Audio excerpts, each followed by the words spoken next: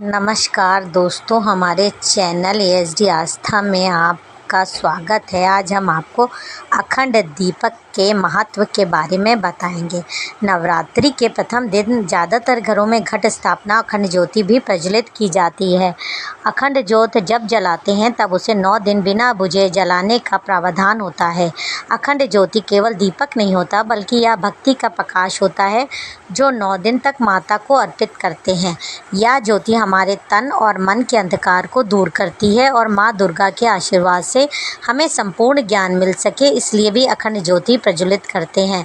शास्त्रों में नवरात्रि के समय अखंड दीपक जलाने के लिए कुछ नियम बताए गए हैं।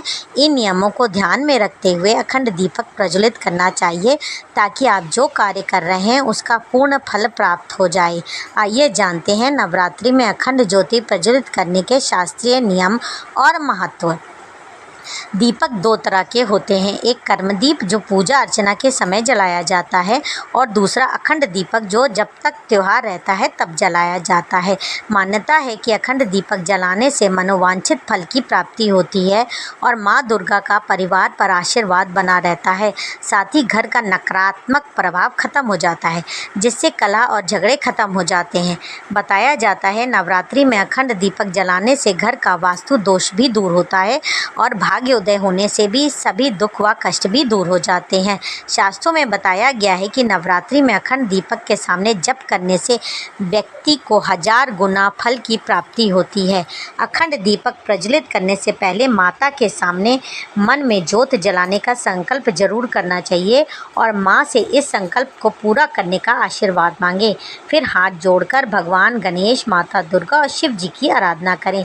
फिर ओम जयंती मंगला काली भद्रकाली कृपालिनी दुर्गा क्षमा शिवा दात्री अखंड दीपक को अगर माता के सामने रख करें रहे हैं तो उसके नीचे अष्टदल बनाएं और फिर दीपक जलाएं। अष्टदल को हमेशा पीले चावल या गुलाल से बनाएं।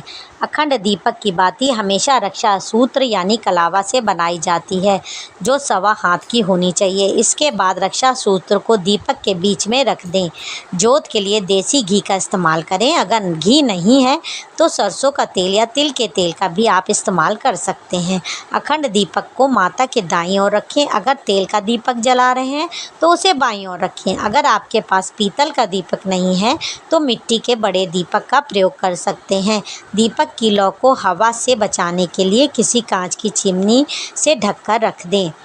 अखंड दीपक को अग्नि कोण में रखना शुभ माना जाता है। अखंड दीपक की बाती को बार बार नहीं बदलना चाहिए और दीपक कि ऐसा करने से रोग में वृद्धि होती है।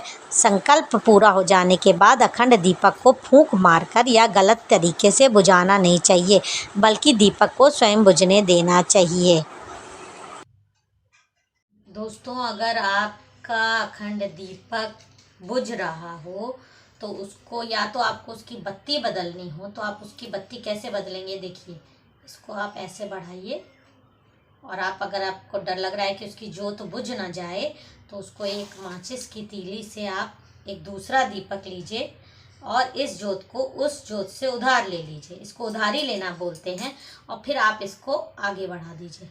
जब ये आगे बढ़ जाएगा और मान लीजिए गलती से ये बुझ भी जाता है तो फिर इसी ज्योत से हम इस ज्योत को दोबारा जला लेंगे, जिससे कि हमारा अखंड ज्योत जलता रहेगा। इसको आप ये मत समझिए कि ये वाला मान लीजिए बुझ भी जाता है, क्योंकि हम पहले से ही इसकी ज्योत उधार ले चुके हैं तो ये वाला बुझ भी जाता है। मान लीजिए हमको बत्ती बदलनी पड़ी तो उससे कोई अशुभ कार्य, इसको अशुभ नहीं माना जाता, क्योंकि ज्योत तो हमारी जली रही है। ज्योत अखंड होती है, दीपक नहीं। ज्योत हमने पहले से ही एक जला इसी से उधार लेके ये वाला छोटा वाला दीपक जला रखा था, तो इसी दीपक की ज्योत हम वापस उसमें ले लेंगे तो हमारी अखंडता बनी रहेगी। और मैं फिर से बता दूं, आप अखंड दीपक तभी जलाइएगा जब आप अखंड दीपक की सेवा कर सकें और आपको बत्ती उसी तरह से बदलनी है जैसे मैंने बताई अभी अभी, उसी तरह से बदलिए।